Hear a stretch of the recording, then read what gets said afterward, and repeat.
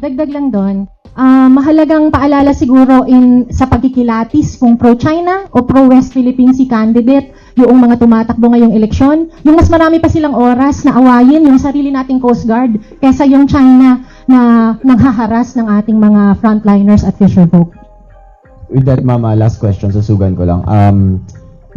Did you think, Justice, syempre kayo yung nasa legal end of things, matagal nyo nang pinaglalaban to, even nga mahirap sa dating administrasyon, sinusulong natin at hanggang ngayon, pinaglalaban natin, and the Atenito Coalition has been devoted into fighting for it.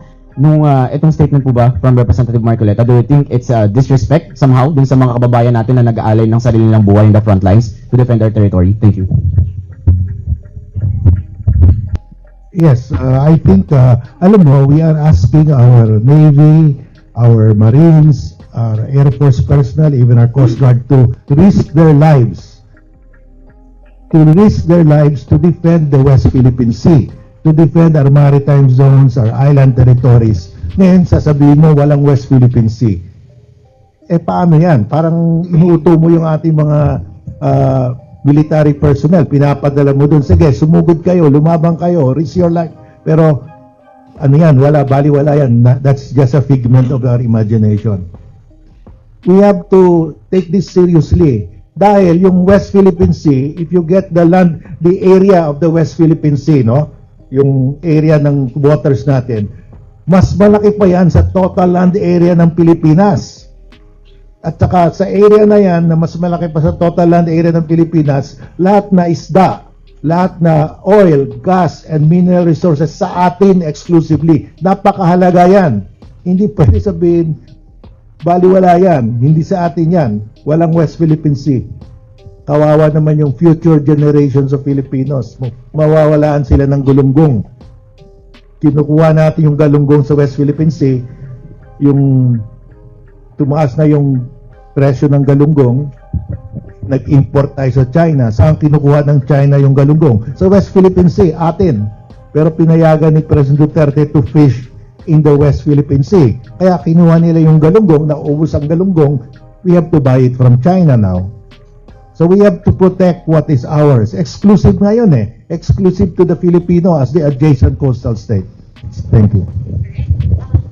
Dagdag ko lang, nakakababa talaga sa moral ng ating mga Coast Guard, ng ating mga sundalo lumalaban araw-araw para sa ating teritoryo.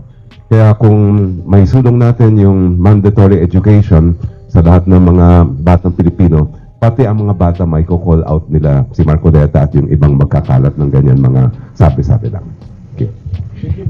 And last question na lang po. Balik ko po ulit kay Justice Carpio. Sir, nabanggit nyo kanina na parang hinaharang kayo ni former President Duterte. How? Paanong harang po? Could you expound po? Well, lahat na. Sinabo niya ako to a debate. So, tinanggap ko. Tapos umatras siya. Yes. At saka sabi niya, ibasura niya yung Arbitral Award. Sabi niya, talo na tayo sa West Philippine Sea. China is in possession. So, I had to rebut that. Now, how can you be in possession of tubig? Hindi ka naman pwede mag-possess ng tubig. You can possess islands.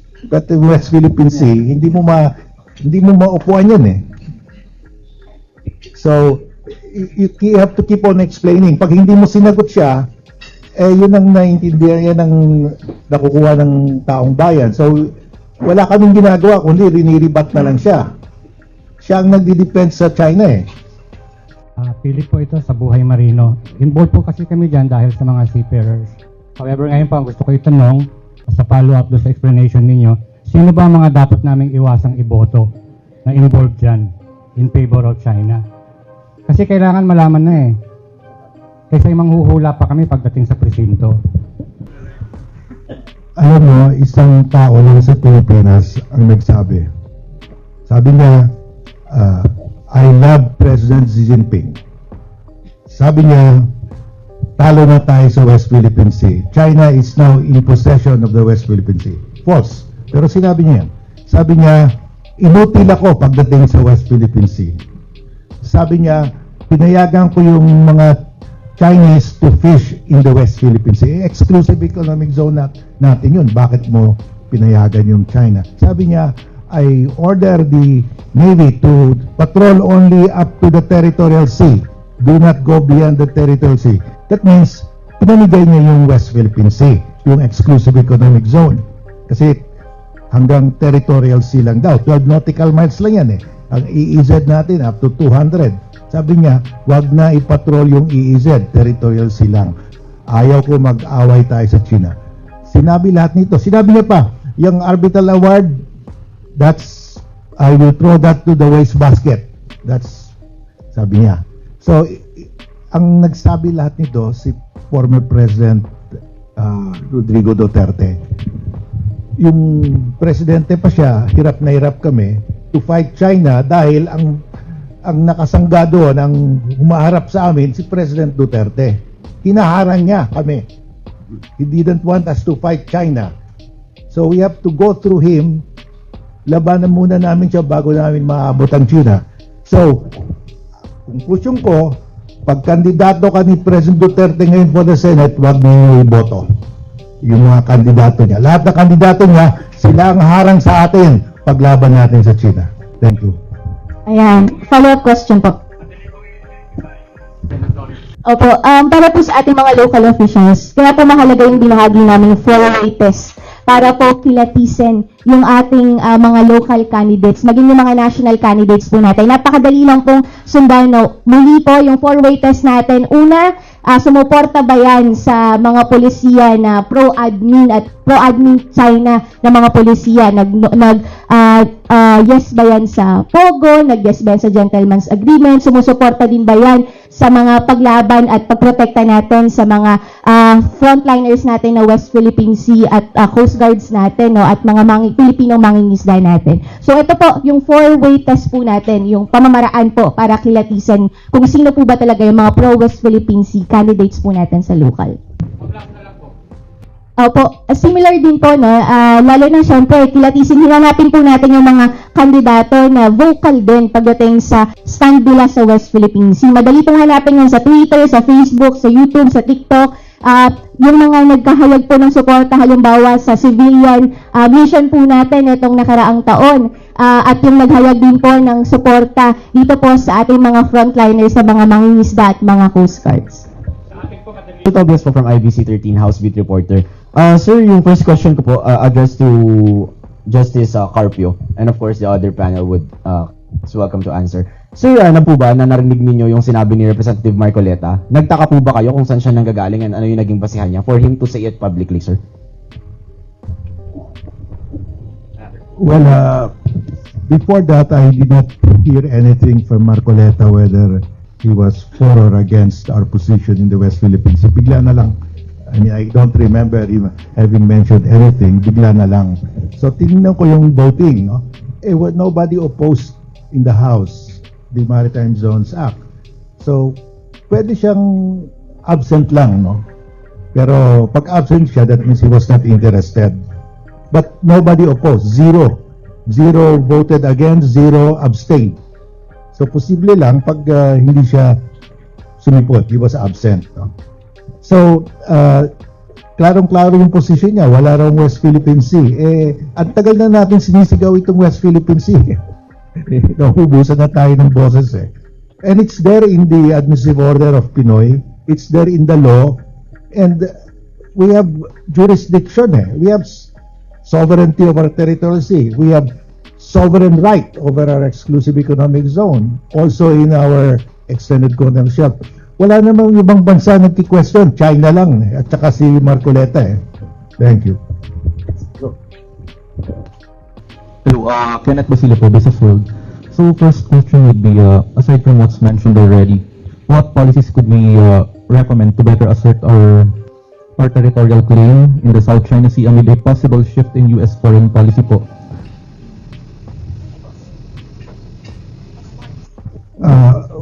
The first thing is, wala tayong common narrative. Why are we claiming sovereignty over Scarborough Shoal and the Spratlys, the Calayan Island Group? If you go to YouTube, makita mo si former Senate President Enrile, sabi niya in YouTube, wag na natin pag-usapan yung Scarborough Shoal. Hindi sa ating yan, squatter lang tayo doon. It is outside the Treaty of Paris lines.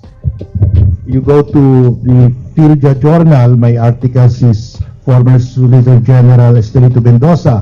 Sabi niya, the Spratlys have never been part of the Philippines until 1978 lang, when PD 5096 was issued. Pag 1978 yung ating claim, if we start in 1978, talo tayo. China claimed it in 1947. Vietnam is claiming it as successor of France, 1933, in-annexion ng France. So, iba-ibang kwento natin eh. Wala tayong common, historical, legal, factual narrative.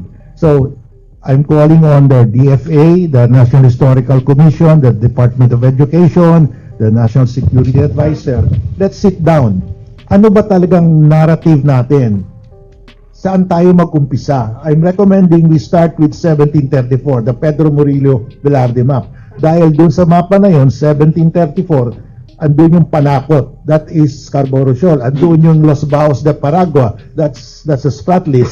So we claim this Spratlys and Scarborough Shoal 1734 pa.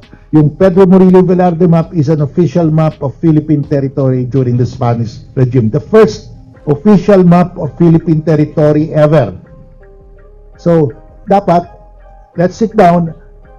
Ano bang historical narrative natin? Ang China, meron silang historical narrative. We owned it since 2,000 years ago. Consistent sila. Tayo, iba-ibang tinikwento natin. So, yung foreign legal scholar, sabi nila, ang pinakamahina na claim yung Pilipinas dahil hindi nila alam anong basis ng claim nila. So, we have to sit down, have a common narrative. Dalawang disputes sa West Philippine Sea. Maritime and the territorial. Yung maritime, panalo na tayo. Kasi common yung ating narrative eh. We base it on UNCLOS. Dito naman sa territorial dispute, sovereignty, anong basis natin? Iba-ibang kwento natin eh. Let's sit down. Ano ba talaga? Dahil yung mga foreign legal scholars, nalilito na rin. Iba-ibang sinasabi natin. So, very important, let us call on the DFA, the DepEd, National Security Advisor, the National Historical Commission. Please sit down together and tell us where do we begin. Kailan natin claim yung Spratly at saka Scarborough Shoal? Para we will have a uniform story to teach to our school children and to the world. Thank you. Okay, thank you. Okay, follow-up question. This time directed po sa mga akbayan representatives po natin. So, AFP Chief of Staff Colonel Gunner last week said funding for the military's modernization efforts remain lacking, prompting it to look for foreign financing schemes. So, what policies would you push to help ensure the military gets enough funding to boost its arsenal amid lingering tensions nga po with China? Alam naman po natin that the budget is the most concrete expression of our priorities. If the West Philippine Sea, our sovereign rights, is a priority, therefore, kinakailangan po tayo mag-invest ng resources dito. Kaya nga po, isa din doon sa gusto natin itulak, maliban sa nabanggit natin kanina, na magkaroon ng commemoration ng West Philippine Sea Victory Commemoration Day sa ating pong bansa, yung mandatory education. Kasama po dito yung pagtutok na may resources, enough resources, not just for education, kundi kasama po dito yung defense ng ating territorial at sovereign rights. So, along those lines, isa po itong budget item na kinakailangan tinututukan natin. Kasi up to recently, medyo talagang nag-lag behind in terms of resource allocation yung pong ating mga frontliners at yung mga ahensya na involved dito. Kaya panahon na po to put money where our mouth is, to express our priority for the West Philippine Sea by investing in defense in this area.